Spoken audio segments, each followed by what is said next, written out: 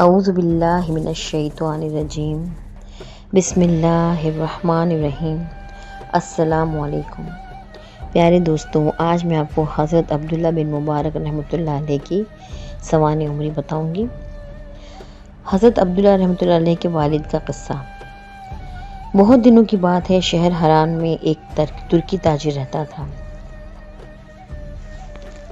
یہ بہت مالدار تھا۔ اس کے پاس انگور، انار اور سیب کے بڑے بڑے درخت تھے، شاندار کوٹھیاں تھیں، دولت کی ریل پیل تھی۔ عیش و آرام کی کون سی چیز تھی جو اس کے پاس نہ تھی؟ لوگ اسے دیکھ کر اس کی زندگی پر رشک کرتے تھے، لیکن ایک فکر تھی جو اسے اندر ہی اندر کھا رہی تھی۔ دن رات وہ اسی فکر میں گھلتا رہتا تھا، اپنے دوستوں اور عزیزوں سے مشورہ کرتا، لیکن اس کی سمجھ میں کوئی بات نہ آتی اور وہ کوئی فیصلہ نہ کر پاتا۔ بات یہ تھی کہ اس کی ایک جوان لڑکی تھی، بڑی ہی خوبصورت، نیک اور سلیقے والی۔ ادب، تہذیب، علم، ہنر، نیکی اور دیانتداری، سبھی خوبیاں اللہ نے اسے دے رکھی تھی۔ گھر گھر سے اس کے پیغام آ رہے تھے۔ چونکہ یہ ترکی تاجر ایک اونچے شریف خاندان کا آدمی تھا اور پھر اللہ تعالیٰ نے مال و دولت بھی دے رکھی تھی، طبیعت میں نیکی اور بھلائی بھی تھی، اس لیے ہر ایک چاہتا تھا کہ وہ اس لڑکی کو بیاہ کر لائے۔ لیکن ترکی تاجر کا دل کسی بڑے گھر کے لڑکے کے لیے نہ ٹکتا۔ بڑے بڑے گھرانوں سے پیغام آئے، لیکن باپ نے ہر جگہ انکار ہی کیا۔ وہ جس قسم کے لڑکے سے اپنی بیٹی کی شادی کرنا چاہتا تھا، ابھی تک اسے ایسا کوئی لڑکا نہ مل سکا۔ حضرت مبارک رحمۃ اللہ علیہ کی نیکی۔ اس تاجر کے ایک باغ کی دیکھ بھال جو صاحب کرتے تھے، ان کا نام مبارک تھا۔ وہ بہت مبارک تھے، بڑے ہی نیک اور دیندار آدمی تھے۔ تاجر کے دل میں بھی ان کی یہ بڑی عزت تھی اور ہر کام میں وہ ان پر بھروسہ کرتا تھا۔ ایک دن یہ اتفاق ہوا کہ ترکی تاجر اپنے باغ میں گیا۔ مبارک وہاں اپنے کام میں لگے ہوئے تھے۔ مالک کو دیکھ کر بھاگ کر آئے، سلام کیا اور بات چیت ہونے لگی۔ تھوڑی دیر بعد مالک نے کہا، میاں مبارک، جاؤ ایک میٹھا سا انار توڑ کر لاؤ۔ مبارک باغ میں گئے اور ایک خوبصورت سا بڑا سا انار توڑ کر لائے۔ مالک نے توڑا اور چند دانے منہ میں ڈالے۔ ارے یہ تو بہت کھٹا ہے، تم کیسا انار توڑ کر لائے؟ مالک نے خفا ہو کر کہا۔ حضور اور توڑ لاؤں؟ مبارک نے کہا۔ مالک نے کہا، ہاں جاؤ، ذرا میٹھا سا توڑ کر لاؤ۔ اتنے دن ہو گئے ابھی تک تمہیں یہ نہیں معلوم ہو سکا کہ کس پیڑ کے انار میٹھے ہیں؟ اس کے مالک نے کہا، حضور مجھے کیسے معلوم ہوتا؟ مجھے آپ نے کھٹے میٹھے انار چکھنے کے لیے تو مقرر نہیں کیا ہے۔ میرا کام تو صرف یہ ہے کہ باغ کی دیکھ بھال کروں۔ مجھے اس سے کیا مطلب کہ کس پیڑ میں کتنے انار میٹھے ہیں اور کتنے کھٹے؟ مبارک کی یہ بات سن کر مالک بہت خوش ہوا، دل ہی دل میں کہنے لگا، مبارک کیسا دیانتدار آدمی ہے، یہ آدمی تو نہیں فرشتہ لگتا ہے۔ بھلا ایسے لوگوں کا باغ کی حفاظت کا کیا کام؟ یہ شخص تو اس لائق ہے کہ میں اسے ہر وقت اپنے ساتھ رکھوں، ہر کام میں اس سے مشورہ لوں اور اس کی صحبت میں رہ کر بھلائی اور نیکی سیکھوں۔ یہ سوچ کر اس نے مبارک سے کہا، بھائی تم میرے ساتھ کوٹھی پر چلو، آج سے تم وہیں میرے ساتھ رہنا۔ باغ کی حفاظت کے لیے کسی اور آدمی کو مقرر کر دیا جائے گا۔ مبارک خوشی خوشی اپنے مالک کے ساتھ کوٹھی پر پہنچے اور آرام سے رہنے لگے۔ مبارک بھی اکثر آ کر مالک سے ملاقات کرتے، دین و ایمان کی باتیں کرتے اور خدا اور رسول کا ذکر سناتے اور خوش ہوتے۔ ایک دن مبارک نے دیکھا کہ مالک کچھ سوچ رہے ہیں، جیسے اسے کوئی بہت بڑی فکر ہو۔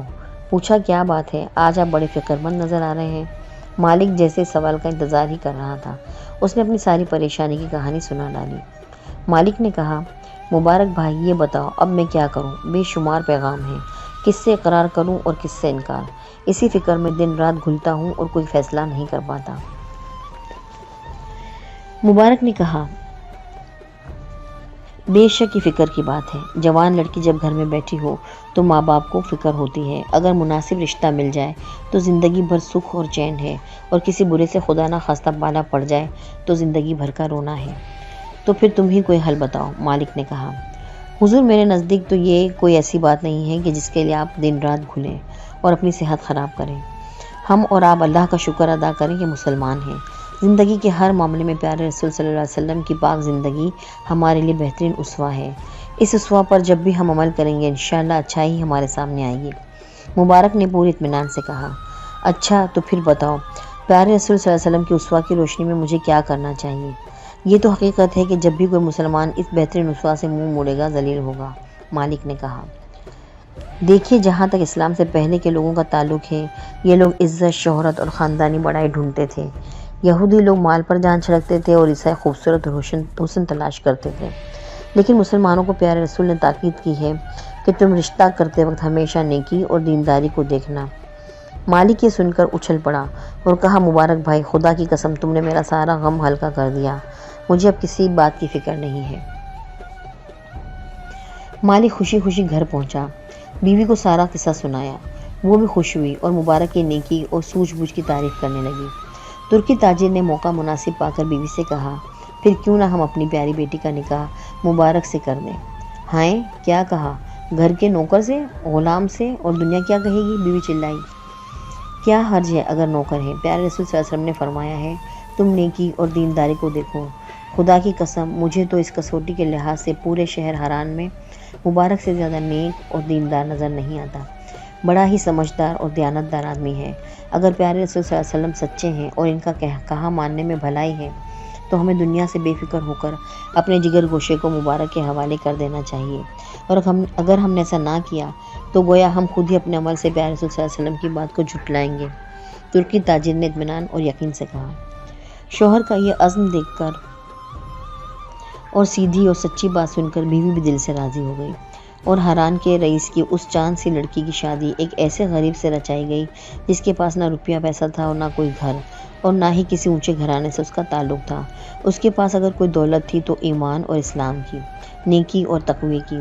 یہ وہی لڑکی تھی جس کے لیے حران کے بڑے بڑے رئیسوں نے پیغام بھیجے، اونچے اونچے خاندانی لڑکوں نے پیغام بھیجے، لیکن مبارک کی نیکی اور اس کے تقوی کے مقابلے میں ہر ایک نے شکست کھائی۔